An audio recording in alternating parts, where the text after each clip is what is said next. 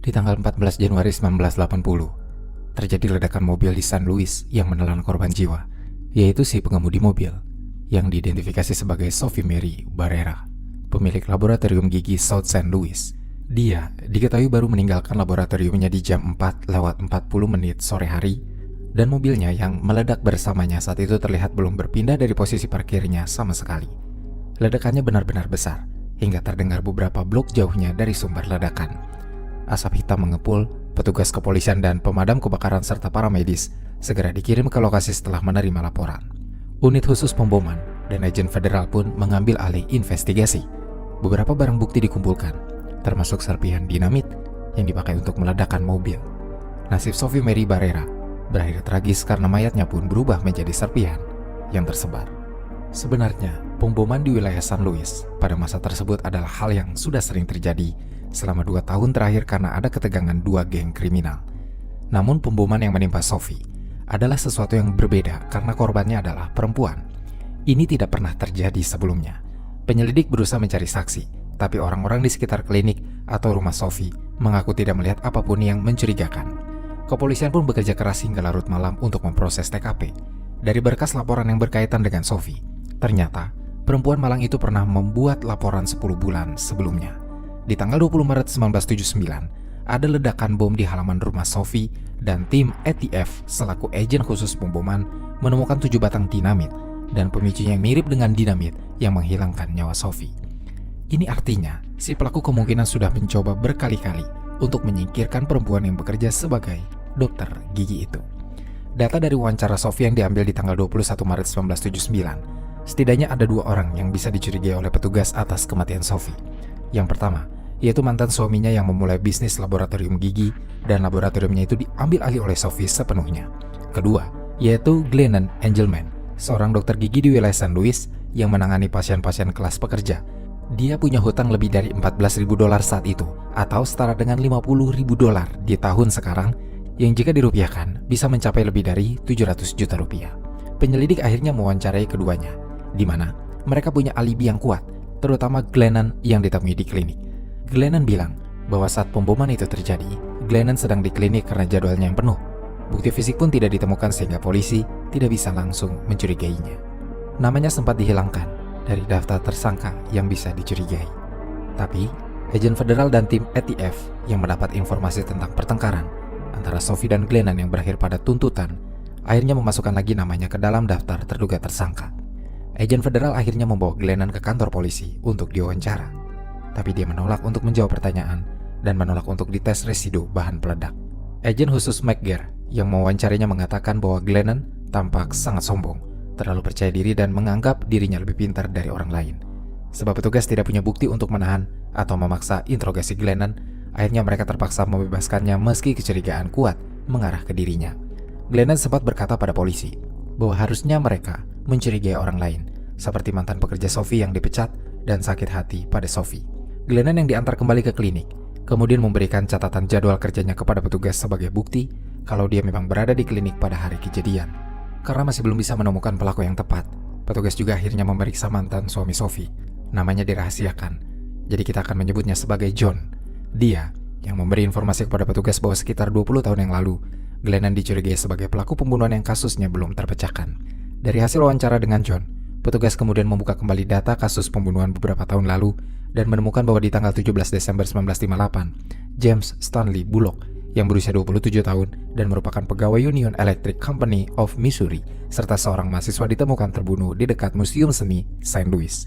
Ketika mayatnya ditemukan, awalnya James dikira tewas karena ditabrak mobil, tapi ada 3 luka tembakan di wajahnya yang membuat asumsi kecelakaan dihilangkan.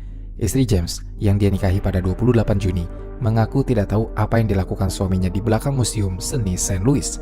Petugas sempat menanyakan istri James, yaitu Edna Ruth Bullock, tentang riwayat pernikahan sebelumnya. Edna mengaku pernah menikah sebelumnya dengan Glennon Engelman, tapi sudah bercerai 3 tahun sebelumnya.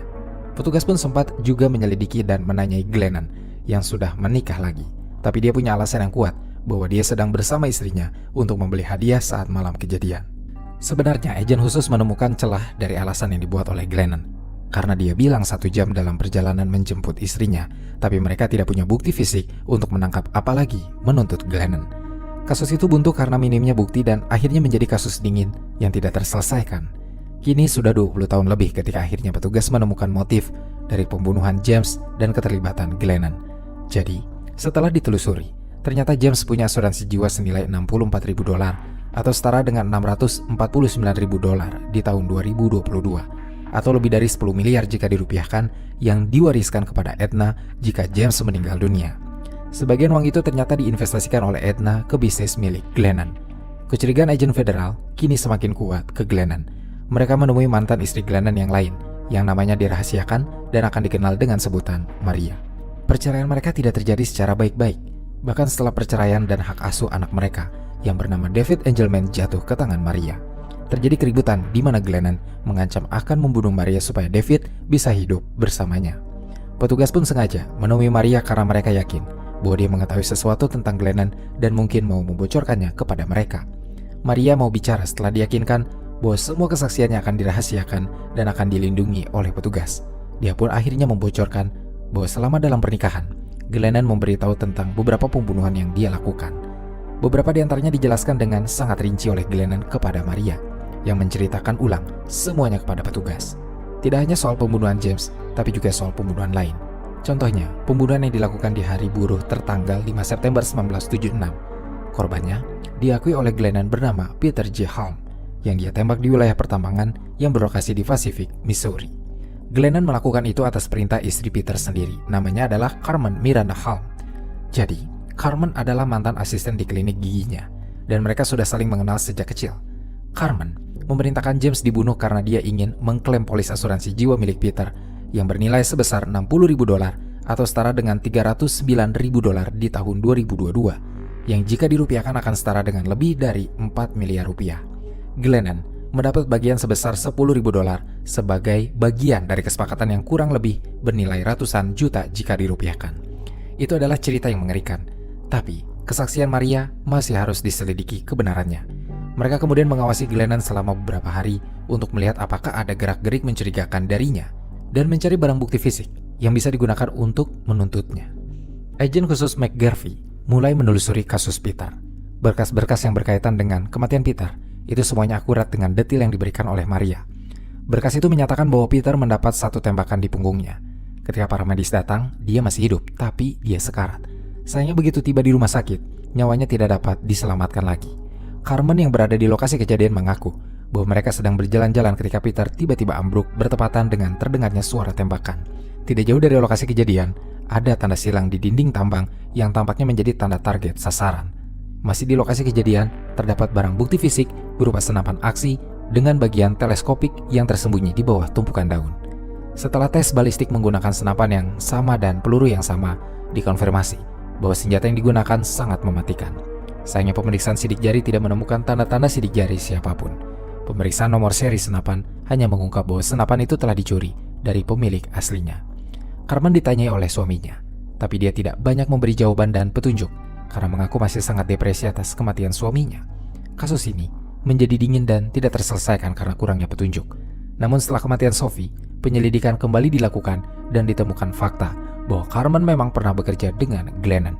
Kasus-kasus diceritakan oleh Maria ternyata terbukti benar dan semuanya berkaitan serta mengarah langsung ke Glennon. Petugas akhirnya mengatur pertemuan lagi dengan Maria. Kali ini tidak di rumah Maria untuk menghindari kecurigaan, tapi mereka menyewa kamar hotel supaya bisa bicara dengan bebas sambil mengecek kembali kebenaran dari semua ceritanya. Maria kemudian bicara soal 2 pembunuhan lain yang masih terjadi di wilayah Illinois. Pembunuhan itu terjadi di malam Kamis, tertanggal 3 November 1977. Glennon berkendara bersama rekan sekaligus kaki tangan yang bernama Robert Handy ke salah satu rumah pertanian milik keluarga Goswell yang terletak di dekat wilayah Edwardsville, Illinois. Rumah pertanian itu dihuni oleh pasangan lansia Arthur dan Vernita Goswell. Glennon kemudian turun dari mobil, sementara Robert menunggu di balik kursi kemudi. Pintu rumah keluarga Goswell diketuk. Penghuninya muncul, yaitu Arthur Goswell, yang menyambut si pria asing untuk masuk tanpa kecurigaan karena Glennon mengaku sebagai Bob Beck, yaitu perwakilan dari Serikat Petani. Sayangnya, tidak lama kemudian Arthur dan Vernita dihilangkan nyawanya oleh Glennon. Arthur ditembak, sementara Vernita dihantam menggunakan palu godam. Keduanya pun sekarat ketika ditinggalkan oleh Glennon dan Robert. Tidak lama kemudian Departemen Kepolisian Edwardsville menerima telepon dari seorang anonim yang melaporkan bahwa ada pasangan lansia yang sekarat di rumah pertanian Petugas bersama para medis pun datang ke rumah keluarga Goswell, menemukan pasangan itu masih bernafas, tapi benar-benar sekarat. Keduanya sempat dilarikan ke rumah sakit, tapi sayang sekali tidak bisa diselamatkan. Polisi mengamankan TKP dan memanggil ahli forensik untuk memeriksa barang bukti. Bagian dalam rumah terlihat berantakan dan ada beberapa barang berharga yang menghilang, menimbulkan dugaan dari polisi bahwa pasangan itu mengalami perampokan. Detektif berusaha mencari jejak, sidik jari, atau bukti lain yang bisa mengarahkan mereka kepada pelaku. Tapi anehnya mereka tidak menemukan petunjuk apapun. Jaksa wilayah Edwardsville pun membantu penyelidikan ini, dan dia menyadari bahwa ini akan menjadi kasus yang panjang karena minim barang bukti serta petunjuk. Namun karena sebenarnya pasangan Goswell adalah orang yang terkenal dan dihormati di lingkungannya, detektif mulai menduga bahwa ada orang yang berniat membunuh mereka karena motif ketidaksukaan atau persaingan. Detektif pun akhirnya mengawasi pemakaman pasangan Goswell itu, tapi tidak menemukan hal atau orang yang mencurigakan. Jika penyelidik melihat lagi siapa yang paling diuntungkan dari kasus pembunuhan ini, sebenarnya itu mengarah ke putra pasangan Goswell yang mewarisi seluruh kekayaan serta bisnis kilang minyak orang tuanya. Tapi penyelidik melihat putra keluarga Goswell tidak mencurigakan sama sekali dan punya alibi yang kuat soal di mana dia saat orang tuanya terbunuh. Tragisnya, 17 bulan kemudian, di tanggal 31 Maret 1979, secara mengejutkan, putra mereka yang bernama Ronald Goswell yang tinggal di East St. Louis, Illinois, pun terbunuh. Mayatnya ditemukan di belakang motel yang terkenal dengan daerah prostitusinya. Maria bercerita alasan Glennon membunuh Ronald. Dia bilang bahwa Glennon diminta oleh Barbara Goswell untuk menyingkirkan suami serta mertuanya supaya dia bisa mewarisi harta serta mengklaim asuransi jiwa sebesar $340.000 atau saat ini setara dengan $1.642.000 yang jika dirupiahkan akan mencapai angka lebih dari 25 miliar rupiah.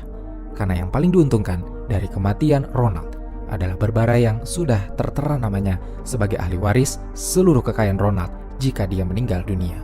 Mereka sudah merencanakan ini dengan matang. Barbara juga ahli sekali bersandiwara. Ketika suaminya terbunuh, dia menyaksikan dan bahkan membantu menghilangkan jejaknya. Jadi, sebenarnya Ronald terbunuh di garasi rumahnya, di mana dia baru saja pulang dari lokasi kilang minyak.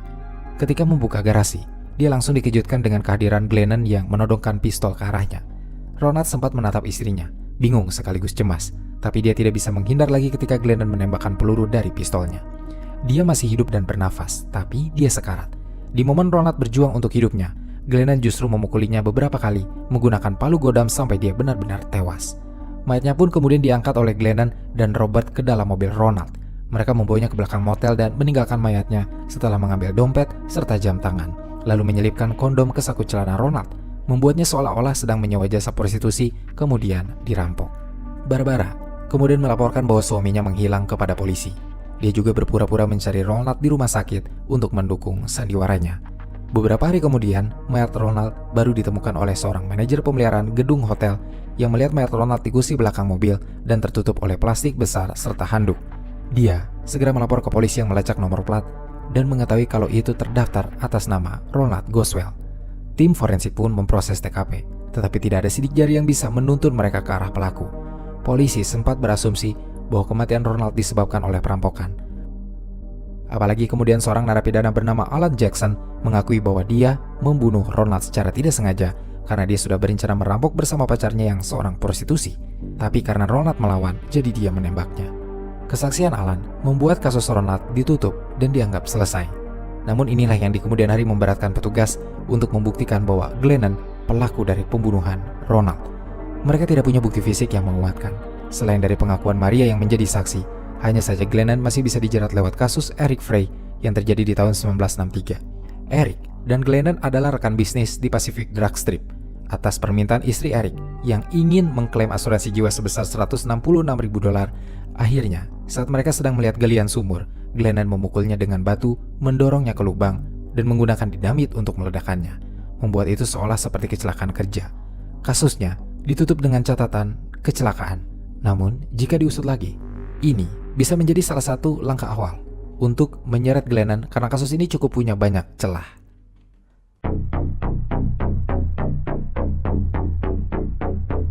Sekarang, jika bicara tentang Glennon, dia akan dikenal sebagai salah satu pembunuh berantai di Amerika Serikat yang telah beroperasi selama 20 tahun lebih tanpa tertangkap oleh polisi.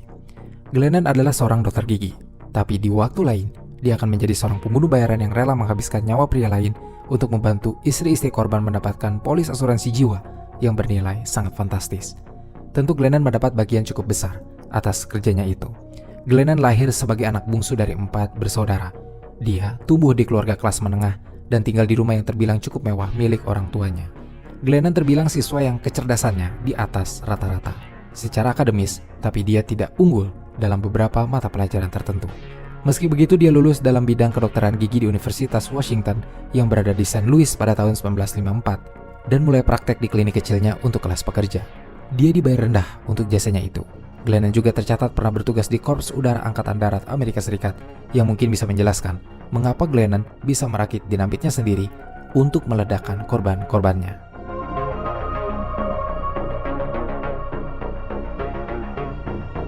Setelah perjuangan panjang petugas untuk menemukan bukti dan kesaksian, petugas federal akhirnya bisa menangkap Glennon di tanggal 24 Februari 1980. Pada tanggal 25 September 1980, juri di pengadilan federal memutuskan Glennon bersalah atas penipuan surat dan konspirasi untuk melakukan penipuan surat dalam pembunuhan Sophie. Dia dijatuhi hukuman 30 tahun penjara atas tuduhan tersebut. Dalam persidangan selanjutnya, Glennon juga dihukum karena merusak kendaraan dalam perdagangan antar negara bagian dengan menggunakan bahan peledak. Juga sehubungan dengan kematian Sophie, dan hukumannya pun ditambah 30 tahun. Glennon pun dituntut karena melakukan pembunuhan oleh putra dari Sophie. Pembunuhan besar-besaran, lalu menerima hukuman seumur hidup tanpa kemungkinan pembebasan bersyarat selama 50 tahun setelah juri membebaskannya dari hukuman mati.